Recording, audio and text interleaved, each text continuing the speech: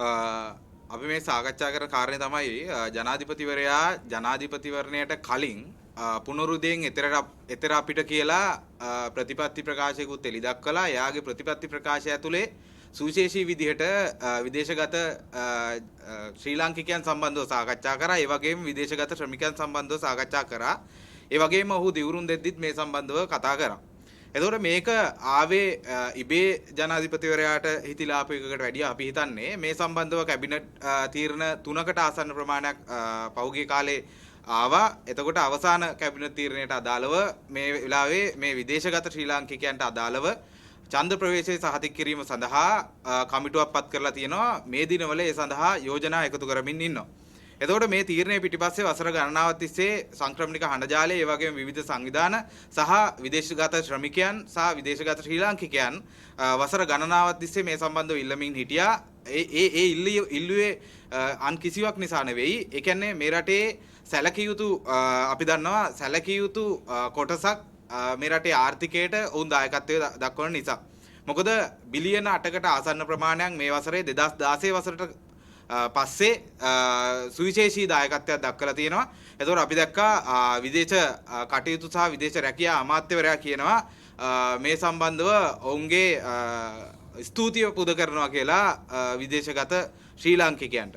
මෙතනදී අපි පැහැදිලිව කියන්න කැමති විදේශ රැකියා අමාත්‍යවරයාට විදේශ කටයුතු අමාත්‍යවරයාට ඔවුන්ට ස්තුතිය පුද කරා දැන් අවුරුදු ගාණක් තිස්සේ පැවති හැම රජයක්ම මේ ස්තුතියෙන් එහාට ගිහිල්ලා මෙතනදී අවශ්‍ය වෙන්නේ බිලියන 8ක් මේ රටට දුන්නා. ඒ වගේම මේ රටේ මිනිස්සු තෙල් පෝලිං වල ගෑස් පෝලිං වල මැරිලා ඇද වැටෙද්දි මේ මිනිස්සුන්ට කන්න දීපු මිනිස්සු මේ ඉන්නේ. එතකොට මේ සඳහා ස්තුතියෙන් එහාට ගිය නිශ්චිත ප්‍රජාතන්ත්‍රවාදී වැඩපිළිවෙලක් අවශ්‍යයි.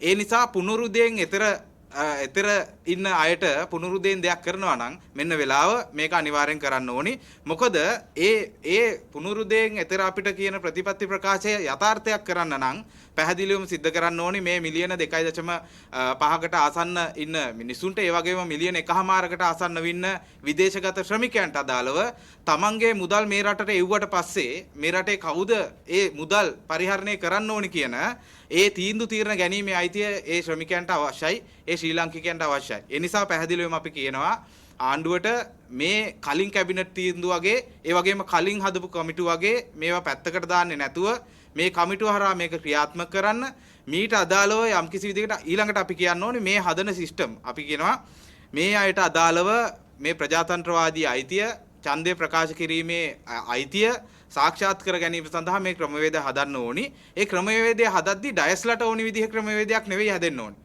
හරි අපි දැක්කා යම්කිසි ජනාධිපතිවරණවලදී සමහර ඒ කියන්නේ දියුණු ගණයේ රටවල් වල ඒ වගේම සුවිශේෂී රැකියා කරන ස්කිල් රැකියා කරන අය රටට ඇවිල්ලා මම ඩයස් මම මෙහි ඉඳන් ආවේ මම රට බේර ගන්න ආවේ කියලා ඡන්දෙ දුන්නා. නමුත් අපි දන්නවා මේ 2025 තුන්වෙනි කාර්තුවට අදාළව මහ බැංකුව වාර්තාව නිකුත් කරලා තියෙනවා විදේශගත ප්‍රේෂණ සම්බන්ධව. එතකොට මේක පැහැදිලිවම කියන්න ඕනේ විදේශගත ප්‍රේෂණ වලින් වැඩි බහුතරය අදටත් එවන්නේ මැද පෙරදිග ශ්‍රමිකයන්. එතකොට මේ අවසාන ආපු මහ බැංකුව වාර්තාව අනුවත් ඒ කියන්නේ එක්සත් අරාබිය එමිරාජ්‍ය සහ කුවේට් තමයි වැඩිපුරම ප්‍රේෂණ ප්‍රමාණය ලංකාවට එවන්නේ. එතකොට ඩයස්ලාට විතරක් නෙවෙයි මේ ප්‍රවේශය හැදෙන්න ඕනි. අර මැද පෙරදිග වැඩ කරන කුවේට් වල වැඩ කරන ඒ ශ්‍රමිකයන්ටත් ඡන්දය භාවිතා කර හැකි ආකාරයේ ක්‍රමවේදයක් හදන්න ඕනේ. එතකොට ඒ ක්‍රමවේදය පැහැදිලිවම අපි කියනවා මොකද මේ ප්‍රේෂණ එවපු ක්‍රමවේදයක් ඇවිල්ලා බැංකු හරහා එවලා තියෙනවා. ඒ වගේම ඇප් හරහා එවලා තියෙනවා. විවිධ ක්‍රමවේදයන් හරහා නවීන ක්‍රමවේදයන් හරහා එවලා තියෙනවා. ඒ නිසා අපි පැහැදිලිව කියනවා e-voting system එකකට යන්න පුළුවන් යන්න ඕනි. ඩිජිටලයිසේෂන් ගැන කතා කරනවා නම් මේ පුනරුදය ආණ්ඩුව මෙන්න ඩිජිටලයිසේෂන් කරලා පෙන්වන්න පුළුවන් හොඳ අවස්ථාවක්. මේක කරන්න පුළුවන්. ඒ කිරීමෙන් තමයි නැවත වටයකින් මේ ශ්‍රමිකයන්ට අදාළව ප්‍රජාතන්ත්‍රවාදී අයිතිය තහවුරු වෙන්නේ. ඒ වගේම මේ අයට අදාළව පුනරුදය එතර අපිට ළඟා වෙන්නේ.